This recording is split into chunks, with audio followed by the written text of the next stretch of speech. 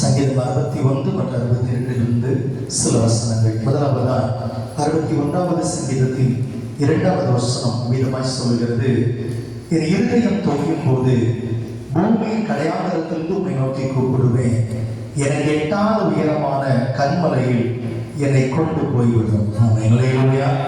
சங்கீதக்காரன் தாவீது விதமாய் கேட்கிறார், ஆண்டவரே, என் இருதயம் எங்கெல்லாம் தொய்யுதோ அப்பெல்லாம் நான் என்ன செய்வேன்? எங்க இருந்தாலும் உம்மை நோக்கி கூப்பிடுவேன். என் இருதயம் தொய்யும் போது நான் வேற யாரையும் தேட மாட்டேன், வேற யாரை நாடி போகவும் மாட்டேன். நான் போய் எந்த தூரத்துல இருந்தாலும், எவ்வளவு மோசமான சூழ்நிலை என்று காணப்பட்டாலும் உம்மை நோக்கி கூப்பிடுவேன். எனக்கு எட்டாத உயரமான கன்மலையில என்னை கொண்டு போய் விட்டுருங்க. ஆமென். அல்லேலூயா, அல்லேலூயா. ஏன் எட்டாத உயரமான கன்மலையில கொண்டு போய் விடணும்னா, நான் காணுகிற இந்த பிரச்சனைகள் என் இருதயத்தை கரைத்து விடக்கூடாது, நான் தேவனை மறுதளித்து விடக்கூடாது, அவரை மறந்து விடக்கூடாது, என் துக்கத்தில் அடைந்து விடக்கூடாது. எனக்கு எட்டாத உயரத்துல என்னை கொண்டு போய் விட்டுருங்க. ஆமென். அல்லேலூயா, அல்லேலூயா. அன்புக்குரிய தேவ சொன்னமே, நம்முடைய இருதயங்கள் தொய்யும் போது, நம்முடைய வாழ்க்கையில அநேக விதமான சூழ்நிலைகள் வரும்போது நாம் அழுகிறோம், கூப்பிடுகிறோம், கதறுகிறோம். ஆனால் கர்த்தருடைய சமூகத்தை நோக்கி ஜெபித்தோமா என்கிற ஒரு கேள்வி மாத்திரமே முன்பதாக நான் வைக்கிறேன். நாம் கர்த்தருடைய சமூகத்தில் எவ்வளவு மோசமான சூழ்நிலையில் இருந்தாலும் கூப்பிடுகிற போது அவர் நிச்சயமாக நமக்கு செவி கொடுப்பார். அது மாத்திரமல்ல, 3வது வசனம் விதமாய் சொல்லுகிறது, நீர் எனக்கு அடைக்கலமும் சத்துருவுக்கு எதிரே பலத்த துருகமாய் இருந்தீர். ஆமென். அல்லேலூயா.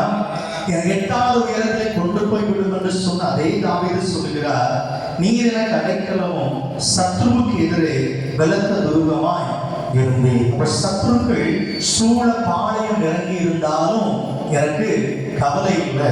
நான் கூப்பிட்ட போது எனக்கு எப்படி வந்தீங்க? பலத்த துருகமாய் வந்தீங்க. அல்லேலூயா, அல்லேலூயா. இந்த உலகத்தில் காணப்படுகிற துருக்கங்களை, அரண்களை, கோட்டைகளை ஒருவேளை யுத்த தளவாடங்களினால இடித்து விடலாம். ஆனால் நான் கூப்பிட்ட போது நீரே எனக்கு கேடகமாக, எனக்கு நல்ல பலத்த துருகமாய் வந்ததினால நான் இளைப்பாறுகிறேன். ஆமென். அல்லேலூயா.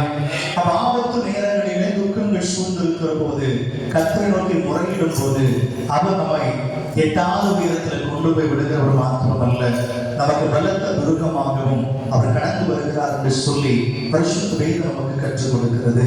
அது மாத்திரமல்ல, அதே சங்கீதம் 61 4வது வசனம் கூட நம்ம பார்க்கலாம், நான் உம்முடைய கூடாரத்தில் சதா காலமும் தங்குவேன், உமது செட்டைகளின் மறைவிலே வந்து அடைவேன். ஆமென். அல்லேலூயா. அடுத்த ஒரு காரியத்தை சொல்லுகிறார், ஆண்டவரே, என் கூப்பிடுதலுக்கு செவி கொடுத்தீங்க, என் சத்துருக்களுக்கு விரோதமாக எனக்கு பலத்த துருகமாக இருந்தீங்க, இனி நான் என்ன செய்ய முடியாது? ஒழியக்கூடாது, நான் வருவேன், உங்க கூடாரத்துல சதா காலமும் தங்குவேன். அல்லேலூயா.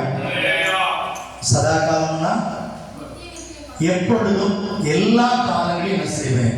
உங்க கூடாரத்துல தங்குவேன், உமது செட்டைகளின் மறைவில் வந்து அடைவேன். ஆமென். அல்லேலூயா.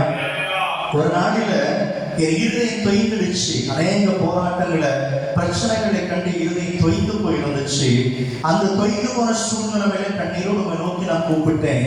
நீர் அப்பவே என்ன செய்வீங்க? தேடி வந்து எட்டாவது உயரத்தை என்னை கொண்டு போய் வச்சீங்க. அது மாத்திரமல்ல, என் சத்துருக்களான அந்த பிரச்சனைக்கு நடுவில் எனக்கு பலத்த துருகமா இருந்தீங்க. இனி நான் ஓட வேண்டிய அவசியம் இல்லை. அல்லேலூயா. இனி நான் வர வேண்டியது உங்க ஆலயம், உங்க ஆலயத்தில் உங்களுடைய சமூகத்துல வந்து சதா காலம் வாசம் பண்ணுவேன். அல்லேலூயா, அல்லேலூயா. ஆமென். அன்புக்குரிய தேவ சொன்னமே, அந்த சங்கீதத்துக்கு நம்ம கற்றுக் கொடுக்கிற காரியம் என்ன? ஒரு நாள் இந்த துக்கத்துல நம்ம மூழ்கி போயிருந்திருக்கலாம், ஒரு நாள் நம்முடைய பிரச்சனைக்கு நடுவில் மோசமான சூழ்நிலைக்கு தள்ளப்பட்டிருக்கலாம், உதவி செய்வார் யாரும் இல்லாத இருந்திருக்கலாம், நம்முடைய கூக்குரல் நம்முடைய சமூகத்துல இல்லை, உறவுகள் சமூகத்துல, நண்பர்களுடைய சமூகத்துல எட்டாமல் கூட போயிருந்திருக்கலாம். ஆனா மகா ஆழங்களிலிருந்து கூப்பிட்டாலும் கர்த்தர் கேட்கிறார். ஆமென். அல்லேலூயா, அல்லேலூயா. அப்போ கர்த்தர் கேட்டு எல்லா தீமைக்கு நடுவில் அவரை விடுதலை செய்த போது அவர் செய்தது, இனி நான் எங்கும் போக வேண்டிய அவசியம் இல்லை, இனி உங்க சமூகத்துல, உங்க ஆலயத்துல நான் தங்கி இருப்பேன். அல்லேலூயா. உங்க செட்டையின் மறைவுல வந்துனா அடைவேன். ஏன்னா உலகத்துல போய் பார்த்துட்டேன், எங்க எனக்கு இளைப்பாறுதல் இல்லை, எனக்கு சமாதானம் இல்லை, நிம்மதி இல்லை. உங்க ஆலயத்தில் இருக்கிற நேரம் தான் எனக்கு சமாதானம் என்பதை புரிந்து கொண்டேன். இனி உங்க ஆலயத்தில் இருப்பேன்னு சொன்னார்.